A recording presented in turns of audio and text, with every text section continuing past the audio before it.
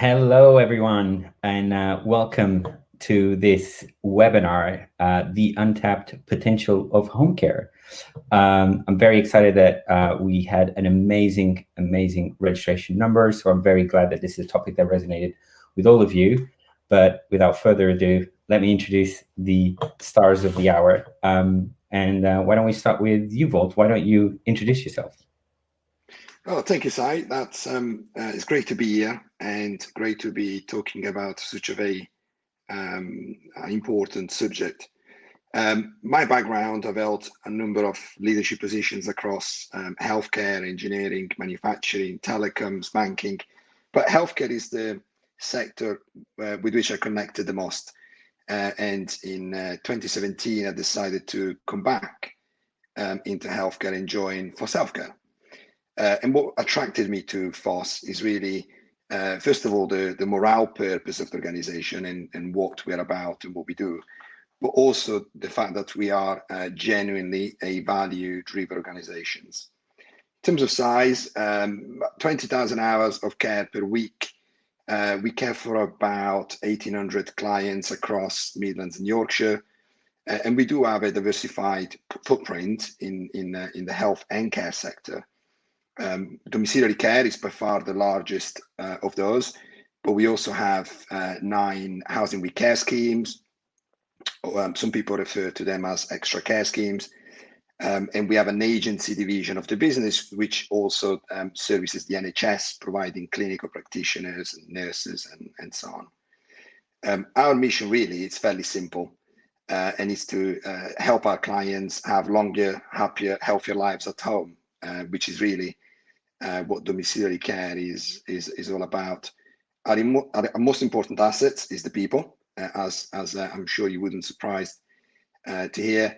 We invest heavily in technology and analytics, and therefore we try and innovate based on the data and our experiences and the feedback we get. Awesome. Thanks so much, Volt. And Malte, why don't you introduce yourself?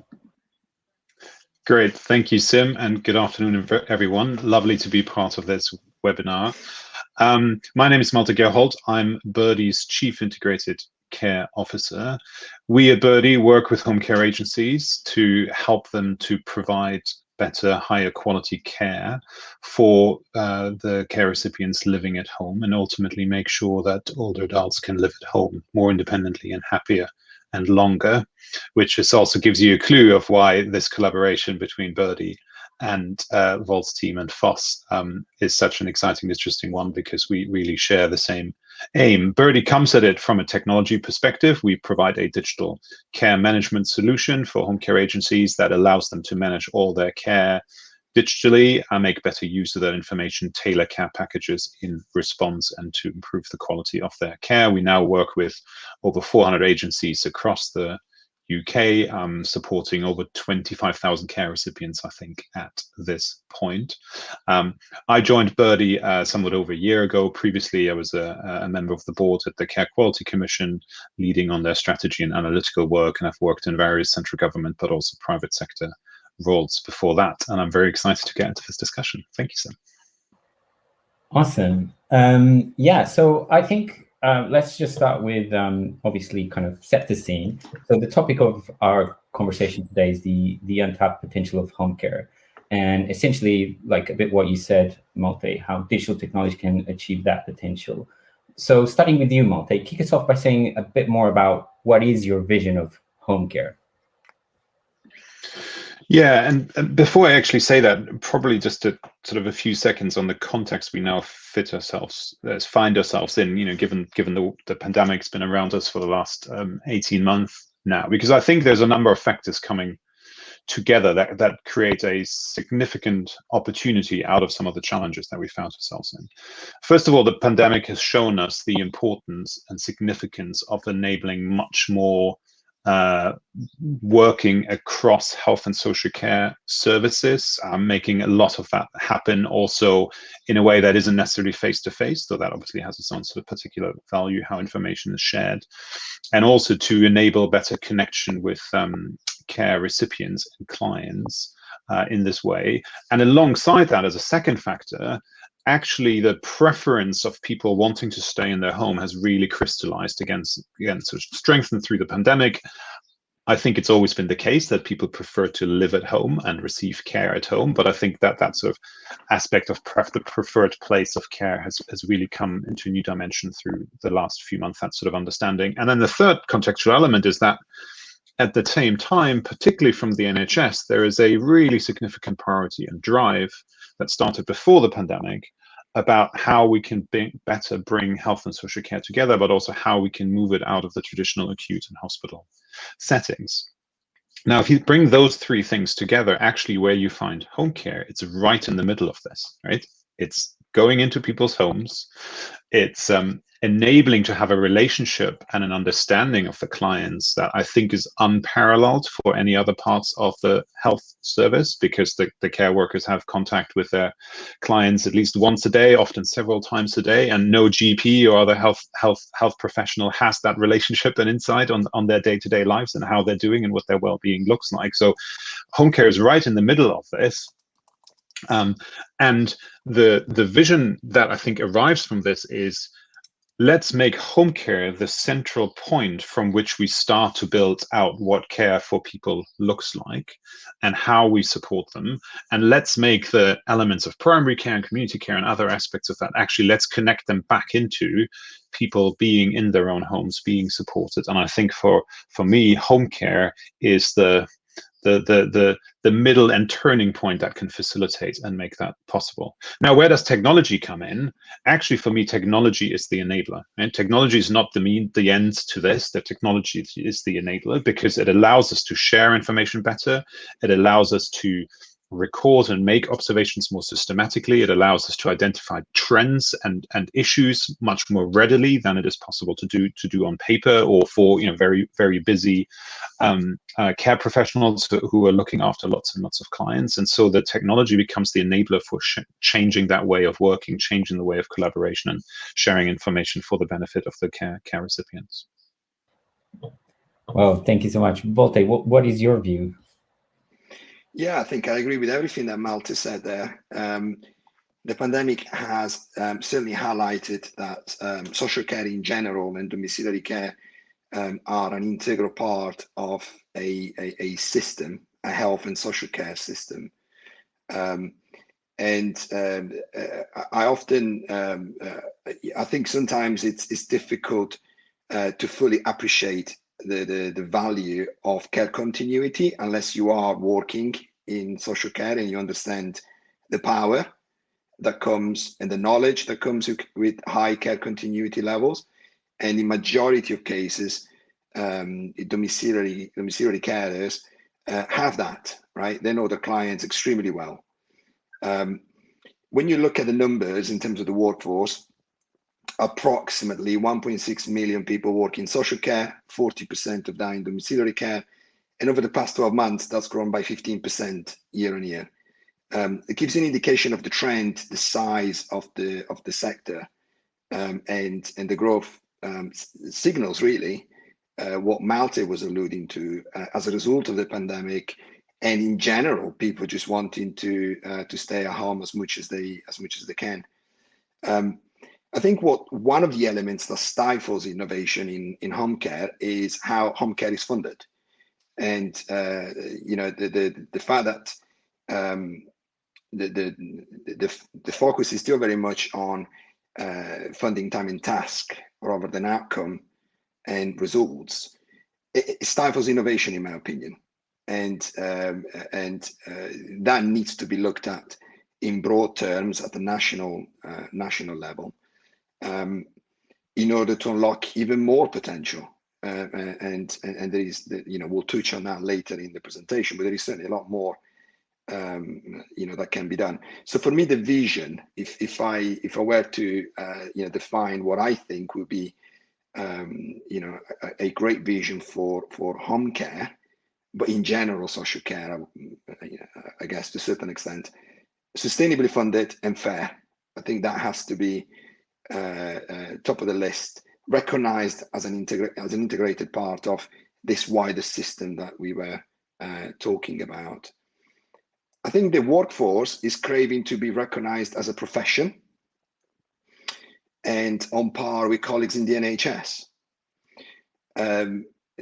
Carers will naturally focus on reablement and outcomes, but there is more providers can do to further develop and enhance that. Providers, I think, need to be trusted and need to be seen as a partner and not a supplier. So the relationship, I think, needs to be less transactional and more of a partnership.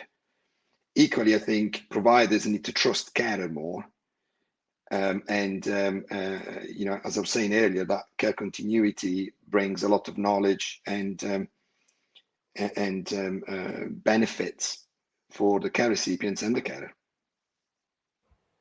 Thank you so much, Volte and Malte. I think that just kind of opens up as well the conversation of what brought us here. Is like we feel there has all of this potential, right, to be more integrated, to better use potentially technology as well, but it also needs to become a fairer industry as a whole. And although this might seem like we're very far away from that overall vision, we already can start doing our first steps here, and that's what brought Birdie and Fosse together. So let's just talk more specifically around the project that obviously Fosse Healthcare and Birdie did together in Nottinghamshire, and as an example of this idea of Vault. Can you tell us a bit more about this project? Yeah, sure. The problem statement, if you like, is the fact that older people live in a home, often deterioration and long-term conditions in their health and well-being can develop and go unnoticed over extensive periods of time. This obviously has a number of negative resulting impact to the health, their own outcomes, the independence, but it also generates higher costs from increased urgent and acute interventions, for example. Often that's followed up by increased social care costs. So there is a real ripple effect from that. And there is nothing new there, right? We've always known that early intervention it makes sense, you know, as much as possible. Equally, we know home carers are craving that development. You know, we survey our carers frequently, and beside fair pay and fair terms of employment, the next thing on the list is to develop. And I felt there wasn't really a career pathway or a well-defined career pathway for our carers. Primary and community care professionals, such as GPs, don't always receive robust and systematic information from the carers. And that can result in delay, duplication, unnecessary visits, and in general inefficiencies. So bring that up together, and in 2019, I submitted a proposal to Nottinghamshire County Council to demonstrate how through digital managing deterioration tools and by upskilling home care workers, we could identify early sign of deterioration and better engage, better integrate into the community care, which is so important to our clients. We chose Newark because we have the highest care continuity percentages. We have 500 carers roughly in Nottinghamshire across 4 registered services. The council approved the project in July 2020, which is a great, you know, back to your point, Si, it's a great step forward to receive funding for such an initiative. And the partnership now, the project is in full flight, and the partnership is Nottinghamshire County Council, Nottinghamshire CCG, the Newark and more recently Sherwood PCNs, as well as Birdie, obviously Fosse Healthcare. Academic Health Science Network are conducting an evaluation on the project, and then the Nottinghamshire Alliance Training Hub has delivered the necessary training. There are effectively 2 work streams within the project. The first work stream is to upskill the existing workforce in better identifying early sign of deterioration. The second work stream is to develop or further develop a small cohort of carers to perform physiological measurements in line with NEWS 2, which is the National Early Warning Signs. Then better structure the handover to the clinician using a tool called SBART, and defining a new blueprint, a new operational blueprint, which could be scaled, and then developing a new app, which is where the partnership with Birdie will come in, specifically for domiciliary care, which also allow for integration and interoperability across different parts of the system. We went live in December 2020.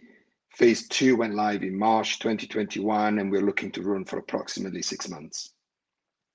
Feedback so far from the clinicians involved, the carers, the clients, the families has been overwhelmingly positive. Thank you so much, Volt. Malte, can you kind of contextualize Birdie's involvement on this project? Yeah, absolutely. I mean, first of all, to say, going back to your first question, Sim, around what the vision is and what it looks like. For me, this is a great example of how we can begin to make a very first initial step to think about how home care can become part of ultimately how care gets provided around an individual older adult at home in this case, not just from one service, home care, but also how it connects to primary care in this example. So it's fascinating to be part of the collaboration, and a very good one it is, I should say, across council, CCG, and Volt's colleagues. The reason why us as Birdie being involved is so interesting for this is twofold. The first one is that for us, it's not a project where we say, here's an off-the-shelf functionality as part of a digital care management platform that we can give to you and work with that, do the project, but rather to say, okay, if this is the first step, thinking about these types of observations around early warning signs, around some vital sign measurements of care recipients, and they can be recorded through our platform. If that is the first step, what is the potential second, third, and fourth step beyond that, right? So how do we continue to expand this idea of sharing better information, getting better at identifying issues and concerns, whether they are in mental health, whether they are in terms of mobility about care recipients, whether they're in terms of aspects like social contact or isolation, where I think there's lots of other opportunities where the same idea and same approach can be of real benefit.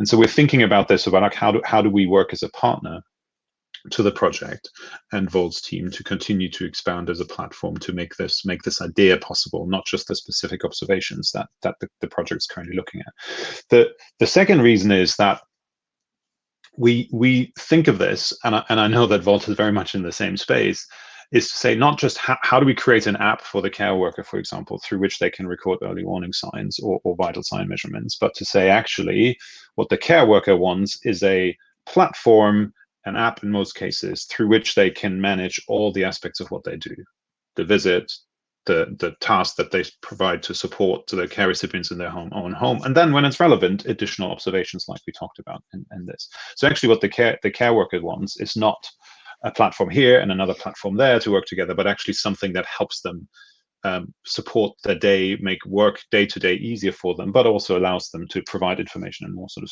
structured way. And so it fits really well with Birdie's approach of being a care management solution, both for the care worker and the sort of care agencies, and then bringing this in as an additional aspect to it. So again, we want to evolve as a partner with the agencies to evolve this approach of how we can support not just the day-to-day, but also these specific cases of better sharing information.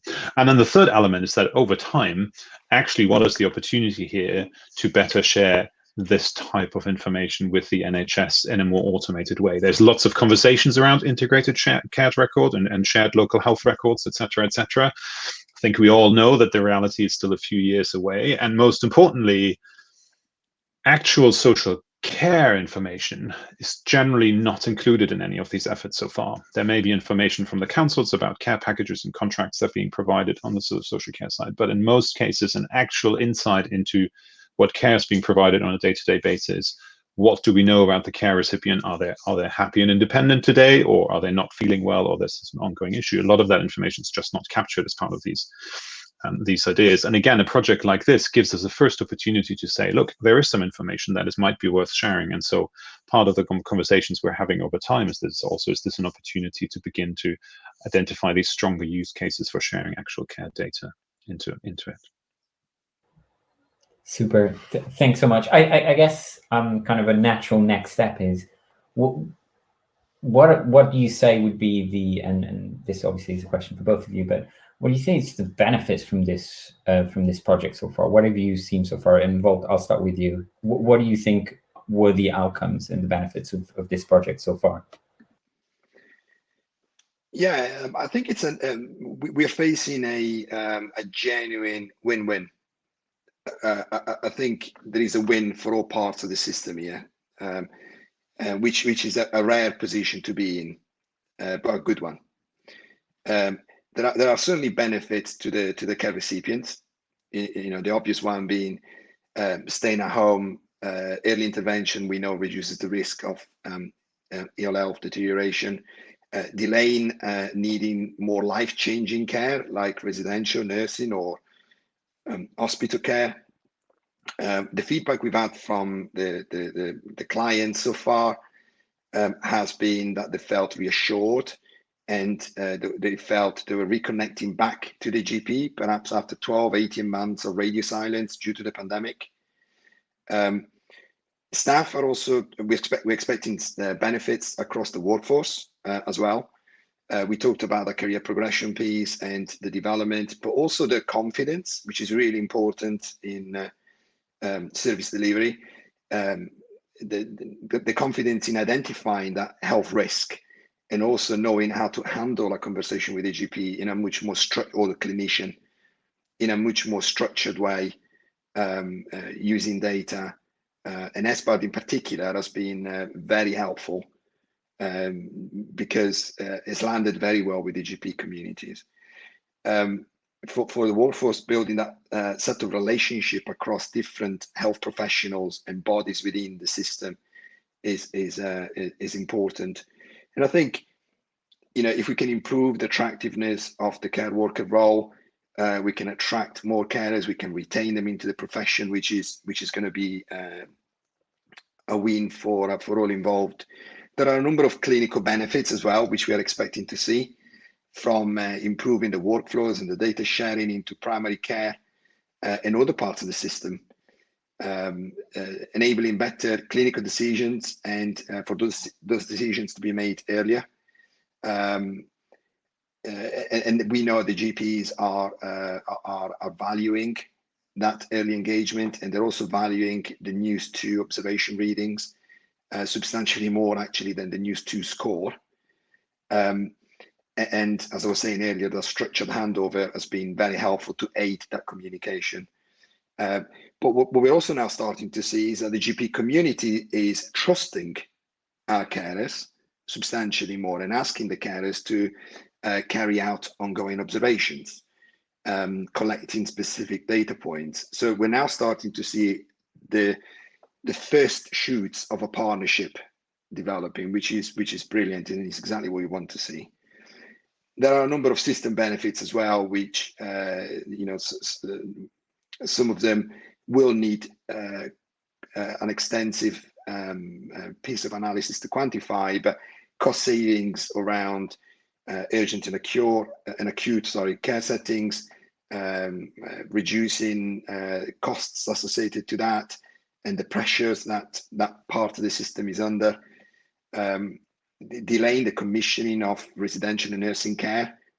We know there is a cost differential between care in the community and residential and nursing care. We're making the GPs hopefully operate in a much more efficient way. They're not having to visit a client to take some measurements. They can commission that through our carers. So we're expecting benefits all around, and really that's what the AHSN is now engaged to do. Both Malte and I are very keen for an impartial, objective evaluation of this project so that we can demonstrate objectively what some of these benefits are. Thank you, Malte. Malte, what is your view? I mean, well, you've summarized, I think, the sort of wider benefits in this incredibly well. What I find exciting about this is that actually a relatively simple idea and use of technology, because none of what we're doing is rocket science ultimately, right? A relatively simple idea has potential impact on so many facets of this collaboration. The impact on the care staff and the care professionals, the potential impact on the working relationships, obviously the wider impact on terms of outcomes and potentially system costs around that, which are very fascinating, because actually what then follows from that is the bit that's slightly unknown, but that I also find really exciting. Walt made the point about the improved relationships between the GPs and the care workers, and actually starting to have much more ongoing collaboration and conversations about how they can support someone in their own home, for example. And the opportunity that arises from that are, they're just a sort of another step that's come on top of what we set out to do. And I find that really exciting to see that actually by changing small aspects of working relationships, we can potentially create lots of additional benefits that we haven't even yet thought about around that.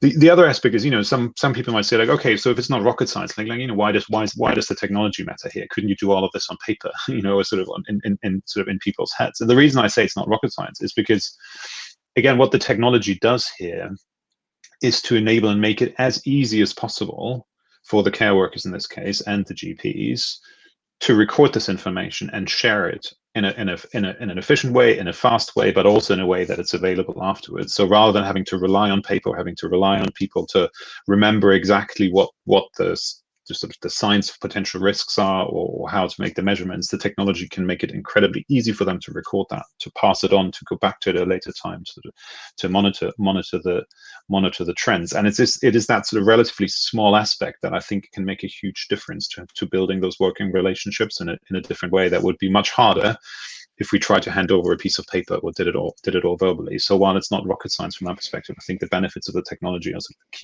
a key enabler in that as a result. Well, I keep forgetting. It's not the first time I obviously hear this, but I really think this is something that is groundbreaking. Although I'm a suspect, right? But I think obviously with as well, like braving out this kind of exploring this new area as well, that come as well with learning a lot while you were doing it. So maybe let's focus our attention that, like, to you, Volt, what were your biggest lessons so far in building this project? Yeah, well, picking up from where Malte left it, let's start with technology. And I do have a technology streak in my careers over the last 15 years or so. So I'm not new to technology. First of all, there wasn't a suitable tool for domiciliary care for us to do what we wanted to do. That was the first learning. I was surprised on that point. When we engaged Birdie to see if they were willing to take part in the project, I was surprised on how engaged Birdie was, and clearly genuinely engaged, and more importantly, I was surprised on how quickly we went from some requirements written on paper to a prototype app. I think it was weeks. So there's lots of learnings there, but if it wasn't for the technology, I don't think this project would be where it is now, because I would be very worried about carers doing it manually on paper. And use two charts for those people that have ever seen them or used them. They're not complex, but it's fairly easy to get lost, especially when you are in the property of a client doing 1,000,001 thing. So I also was very keen to help carers step through that process, and the technology became a fundamental part of that. Learnings around the workforce, they're craving this. The carers are keen to develop, and not many carers would love to become a nurse. They actually want to develop within the care profession. So I think this is giving them exactly that. There is a real wide range of skill set across domiciliary care, the domiciliary care workforce. So one of the key learning was to adapt the training to cater for that diversity. And with NATH developing the training, we had to do a fair amount of tailoring to be able to make it work for domiciliary care. That training had initially been intended predominantly for residential, and there are differences there.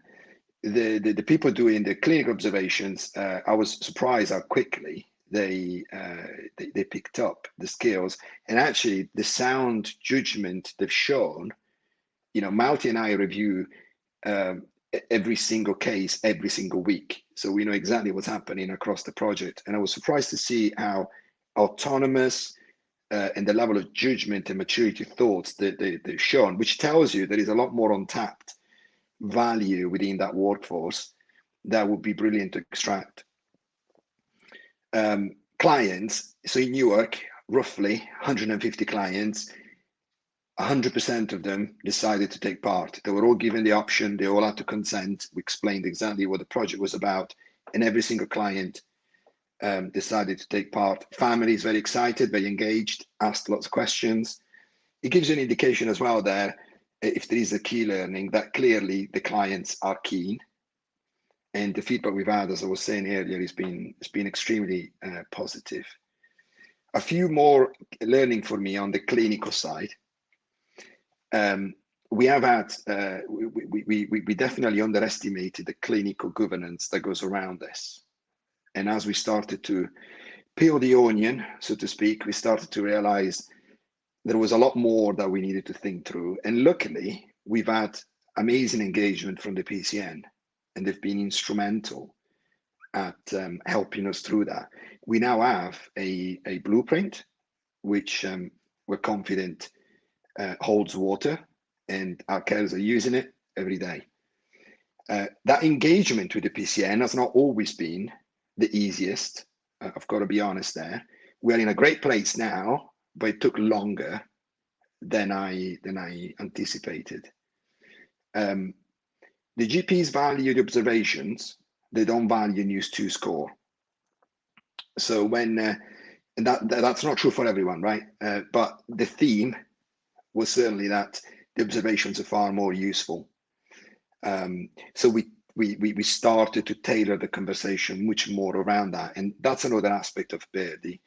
It provides that integration through NHS Mail back into the GP communities, and there is, you know, future thoughts around further integration and data sharing into Patient Knows Best or other tools. There were benefits that we hadn't anticipated, which we started to see specifically around the ambulance service and 111. So where soft signs or concerns were picked up out of hours, the ambulance service were very complimentary of the fact that they had data to go by, and 111 could make a much more informed decisions on whether to call out an ambulance or not. And we know there are costs associated with that service. So part of the next phase really is to better engage with 111 and the ambulance service to further explore the synergies and the opportunities to work together. And then the final learning for me, it's really important to map out the pathways. At times it felt like we ended up creating a workflow which had a life of its own. It was that complex at one point. But actually that's been very helpful, because it allowed us to iron out creases, misunderstanding, misalignments, perhaps even tiny ones that could have carried a much bigger risk in the community. So time was spent looking retrospectively at the time. Perhaps I wasn't too sure. But I think that's probably my summary of the learning. Overall, there is definitely untapped potential. I think that's the key learning and why we're here today. Yeah. What I think it strikes me the most, and I always get amazed by it, is the strength of the carers in this industry. Is amazing. Their eagerness to learn and kind of their calling to care for people. And when they are allowed to do that to its fullest potential, we always see these amazing results. And before I ask Malte, what do you think the learnings were as well on the Birdie side, I just want to say we've been getting some very good questions as well on the Q&A. So please keep keep asking questions. That's why we're here. But on to you, Malte. What do you think were the biggest learns on your side?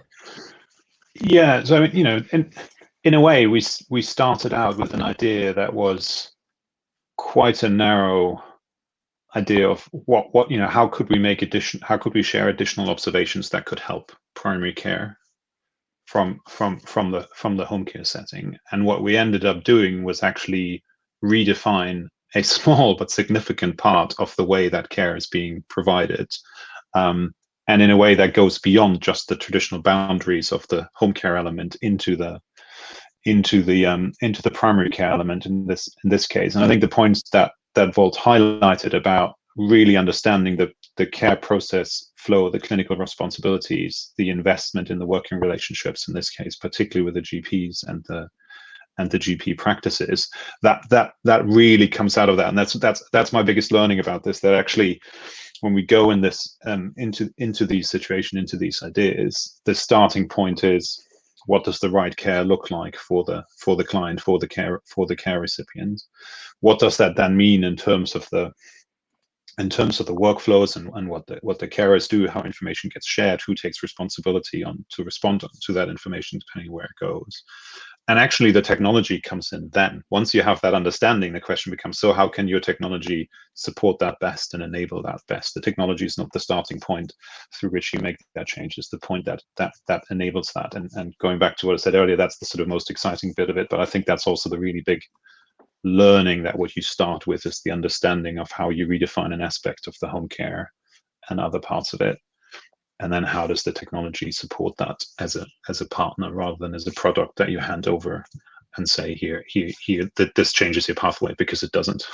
we definitely learned that.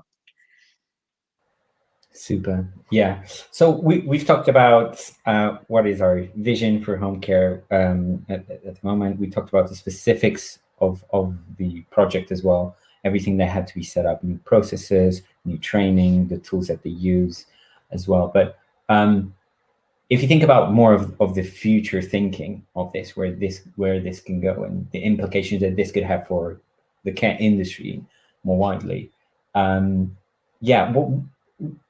Malte, starting with you, what do you think are these kind of implications for the industry? Yeah, if I maybe say a little bit about where I see some of the policy development and opportunities, and then Wolt can add to that from the industry perspective. I think there's a number of things coming together at the moment. So ultimately, what the business we're now is, how can we redefine what home care is and what home care does, away from the very traditional, very narrowly defined model towards something that provides a wider support to people in their homes and works together differently with other aspects of healthcare pathways, and even maybe picks up aspects of that.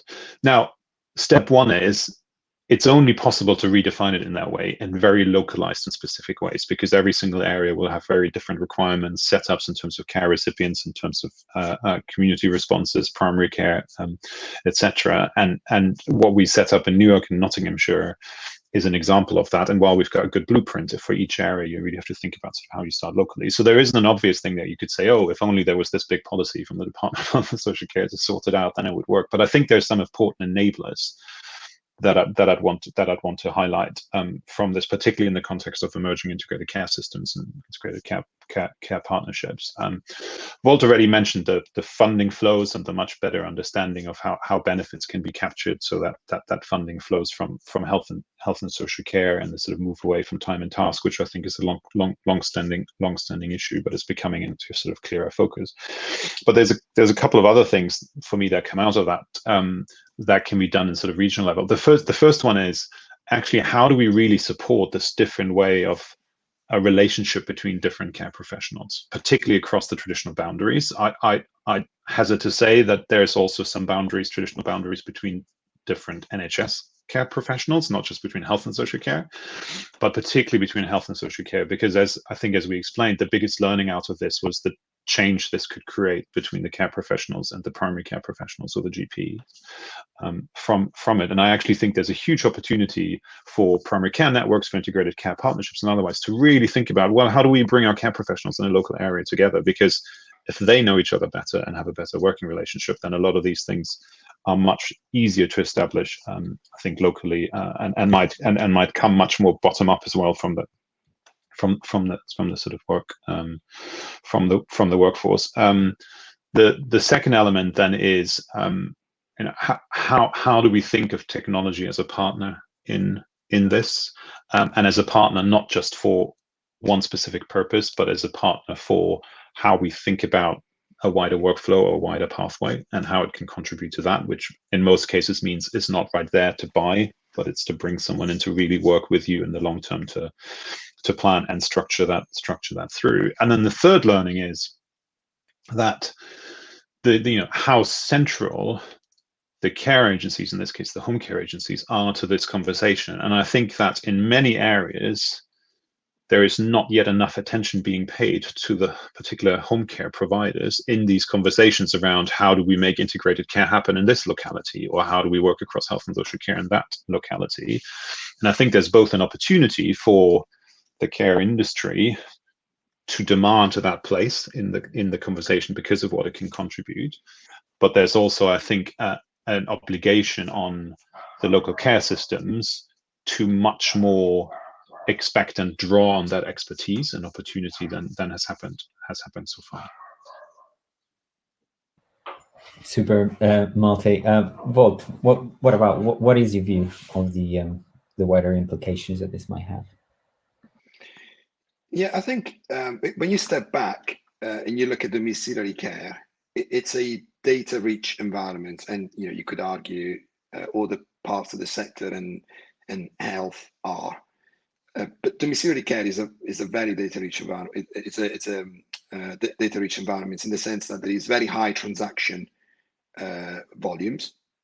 The number of visits per client per day, and then within the transaction there is high data points, high volumes of data points. Multiple data points are collected, and what this project is doing is collecting even more. And because we're doing so digitally, we are well geared up for data sharing and future integration.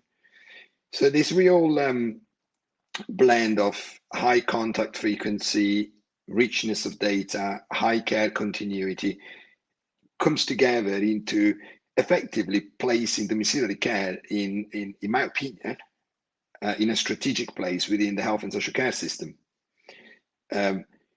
Whether that's through the preventative agenda, whether that's through reablement, recovery, whatever it might be, I think domiciliary care has the right place and the right data set and obviously the right people to support the clients.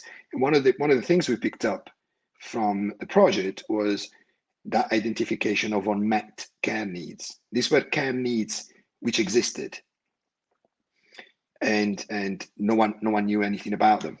But the moment the care were out there taking baseline readings or monitoring clients, we identified a fairly substantial proportion of unmet care needs. The interesting part of that, it's how as a system do we respond to that. And we know that if we can step in early, whether that's through physio, OTs, carers, district nurses, GPs, whichever part of the system, we can win all around.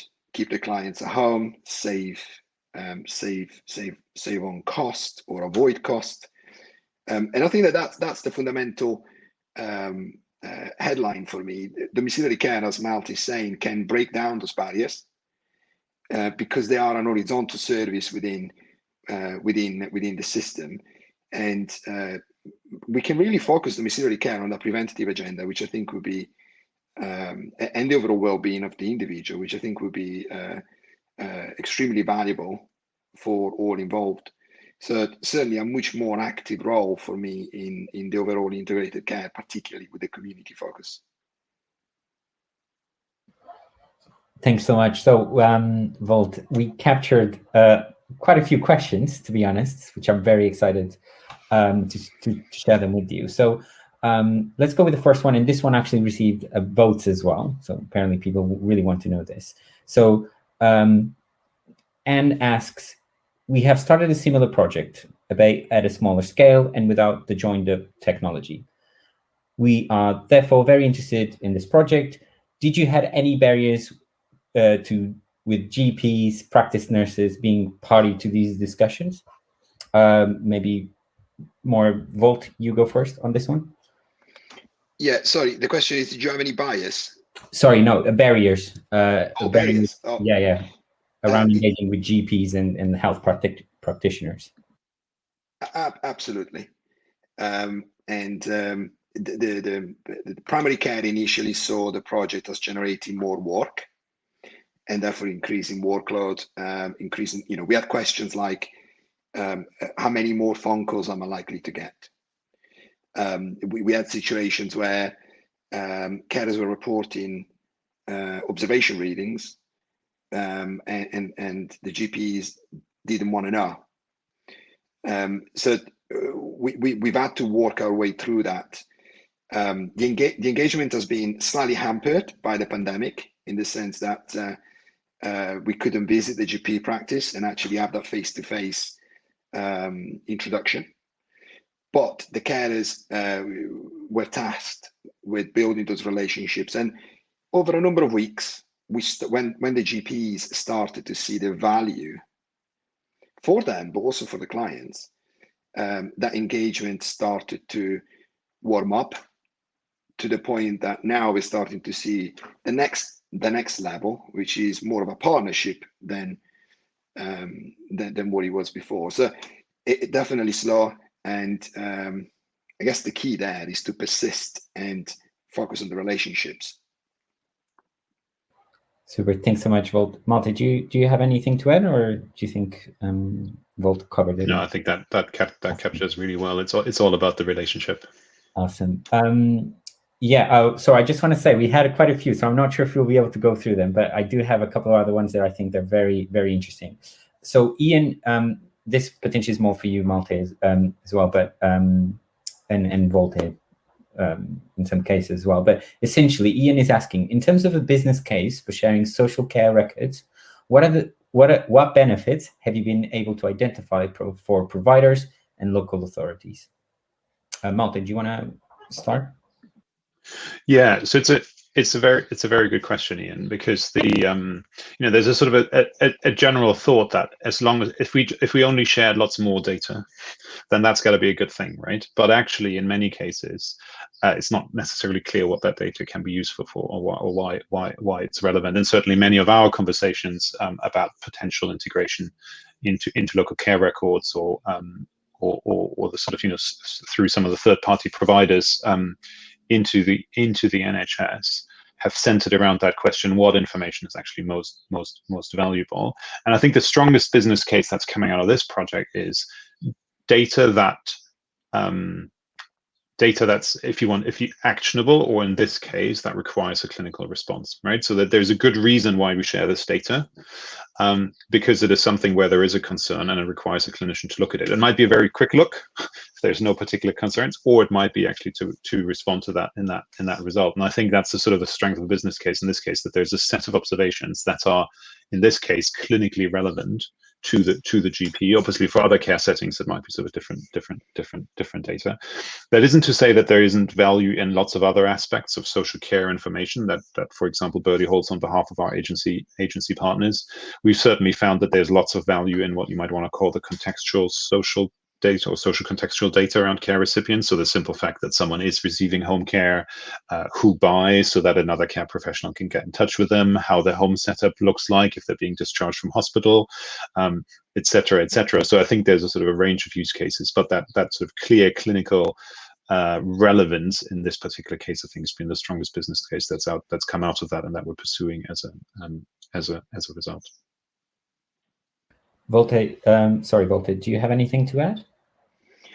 No, I think Malte covered it. The only point, I think it's a great question, and one that we are also asking the HSN through the evaluation to help us answer.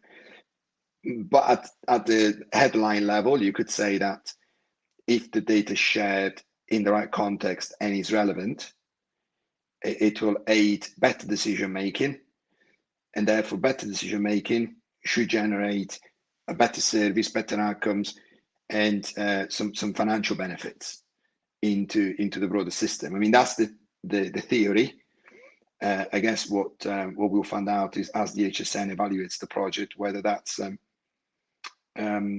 generating to be true. And just to bring it to life, as a use case, we had a client that we were able to spot a UTI through the data set that was shared with the GP. The right intervention happened at the right time. We know UTIs can progress quickly, lead to confusion, falls, and hospitalization. So in that instance, it's fairly straightforward, I guess, to see some financial benefits as well.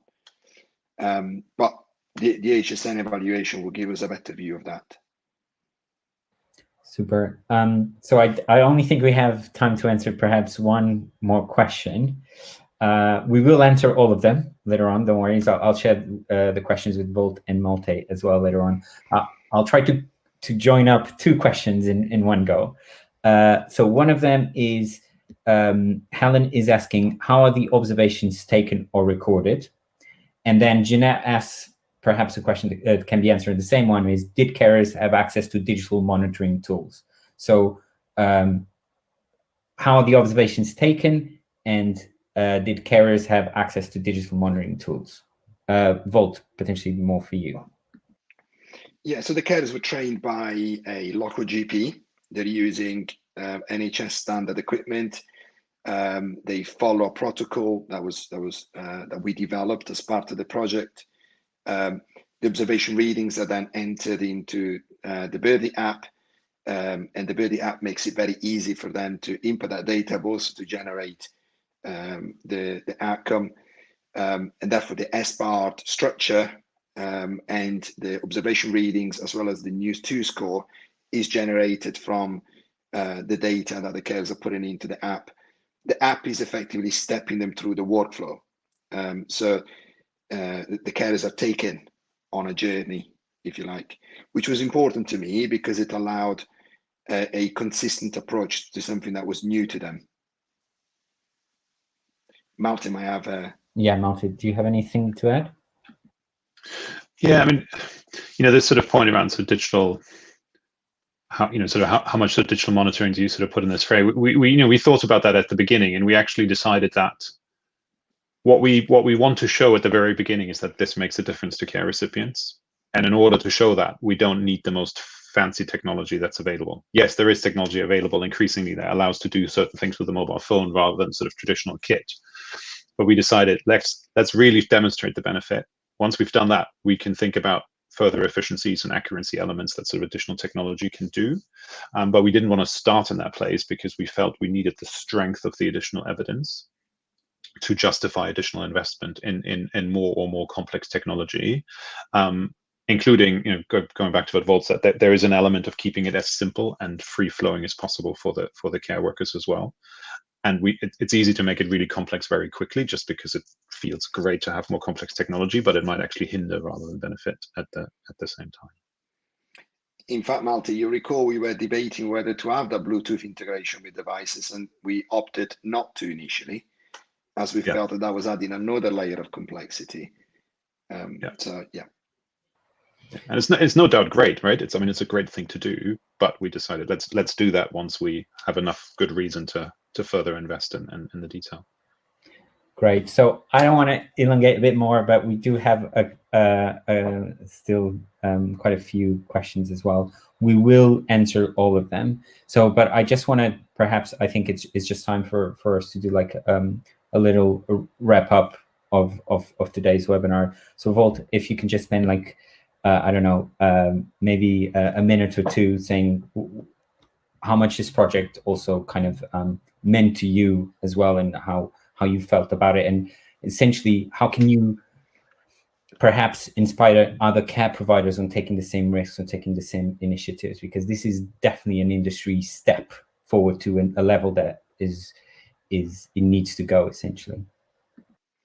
Yeah, for a starter, I think it was very positive to see an idea going from paper to practice, and I've got to praise Nottinghamshire County Council for having supported it and championed it all the way. And to be honest, all the parts of the systems that are engaged in the project are highly engaged, which has made the project team a good place to be.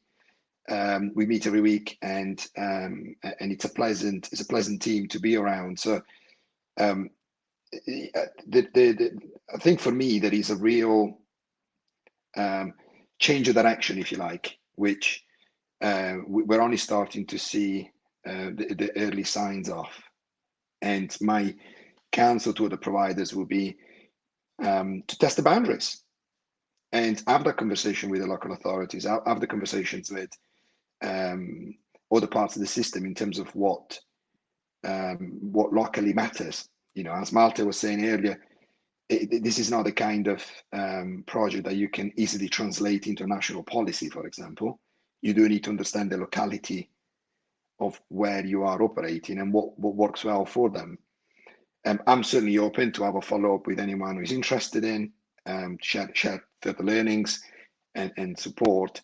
But I think for us, and certainly for me, but everyone at Fosse, we're very excited about this project because it's right for everyone. It's what I said earlier, a very rare example of a genuine win-win. Malte? Yeah, I mean, going back a bit to the start of our conversation and the theme of the untapped potential, there's obviously lots of really big challenges around social care sector, home care, but also sort of social care more widely, as we're aware of, in terms of the funding, in terms of some of the workforce challenges, in terms of recruitment and vacancies, etc. I think what sort of arises from this is, I'd hope, a bit of an opportunity to complement some of that debate with what's possible. So to not just emphasize the challenges that are there and that inevitably require really big policy decisions and policy solutions, but also to say, and at the same time, here's opportunities in which we can improve care and change care, even in this environment, because we're taking small steps. They don't have to be outrageously expensive, and they're possible to some extent, even within these challenges. Because ultimately, we all want social care to become something that helps people as best as possible. In our case, to live at home for longer and independently. And I think adding this aspect of what's possible, what can be positively demonstrated already today, alongside the really big policy and national decisions that need to be made, is sort of a bit of a powerful counter to how the debate is taking place. The second aspect, again, Faz, I think that if we want to start to redefine care, as I think we're trying to do, and that sort of sounds grand, but I think we've shown that we're doing this in very small steps, and it is a redefinition of what home care can be. We can only do it in partnership, and so we're continuing to look for partners. We'd love to hear from people who sort of share that ambition, want to do things differently, and what can do that, because we can't do it on our own, right? So the technology by itself will not redefine care. It's how the technology works with the agency partners, works with other partners in the system. So we're always also on the lookout for partners in that endeavor and in that opportunity and vision to do more of this type of work. Super. I want to thank you both, Malte and Volt, for taking time and going through this webinar. We got a lot of questions, which is great. It means the industry. I also say I speak for both Fosse and Birdie as well, in saying the reason why we did this, obviously we had our own reasons behind it. But if you think you're thinking about a similar project, if you think you're looking for advice or support, I'm pretty sure that they would both welcome if you have any questions, and just reach out to us, and I'm sure we can support, whether if you're a local authority, a CAP provider, or part of the community healthcare as well. Just let us know. But thank you so much, everyone that joined, and yeah, have a great day. Thank you very much. Lovely to have you. Thank you.